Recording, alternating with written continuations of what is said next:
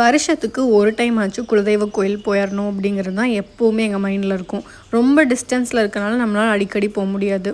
ஆனால் போகணும் அப்படின்னு முடிவு பண்ணிட்டா எல்லாத்தையும் இங்கேருந்து கொண்டு போகணுன்னு அவசியம் இல்லை. ஏன்னா நம்மளோட எல்லா ரிலேஷன்ஸுமே அங்கே தான் இருக்காங்க. ஒரே ஒரு ஃபோன் பண்ணால் போதும், A to Z எல்லாமே ரெடி பண்ணி வச்சுருவாங்க. எங்களை பொறுத்த வரைக்கும் இதுவே ஒரு பிளெஸ்ஸிங்கான மொமெண்ட் தான். எப்போவுமே முடிஞ்ச அளவுக்கு எல்லாரையும் கூட்டிகிட்டு போகணுன்னு தான் ஆசையாக இருக்கும். ஏன்னா நிறைய பேர் போய் பொங்கல் வச்சா நல்லா இருக்கும் இல்லையா, அந்த ஃபீலை. பெரியம்மா, பெரியப்பா, அண்ணா, அக்கா அப்படின்னு தான் போவோம். ஆனால் இந்த டைம் அன்பிளான்டாக போனனால யாரையுமே கூப்பிட முடியல. 4 பேர் மட்டும்தான் 2 வீலர்லேயே போகலான்னு முடிவு பண்ணிட்டோம்.